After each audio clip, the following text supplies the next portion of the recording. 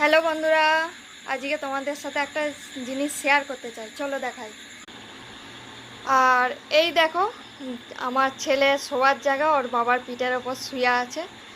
আর ও ঘরেই পড়ছিল, ওর বাবা কাছ থেকে চলে এসেছে, একটু রেস্ট নিচ্ছে তোমাদের দাদা।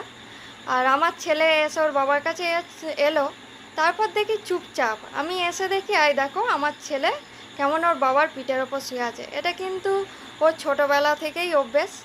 ও ছোটোবেলা থেকেই বাবার পিঠের ওপরেই শুয়ে থাকে। তোমার দাদাও ওকে পিঠের ওপর নিয়েই ঘুমায়, কী করে ঘুমাই আমি জানি না। আর ও আমার ছেলেও আলাদা ঘরে শোয় আর আমরাও আলাদা ঘরে শুই। আমি তো ভোর 5টার সময় উঠে পড়ি, ওর বাবার কাছে চলে আসে, এসে এইরমভাবে ঠিক এইরমভাবেই শুয়ে থাকবে। তোমার দাদা ওঠে 6:30, পাক্কা 1.5 ঘন্টা এইরমভাবেই ওর বাপ বেটাই নিয়ে শুয়ে থাকে একসাথে এইরমভাবে। তাহলে ভাবছো যে আমার ছেলের শোয়াটা কেমন। তাহলে চলো, ভিডিওটা কেমন লাগলো অবশ্যই জানাবে। Tata, bye bye.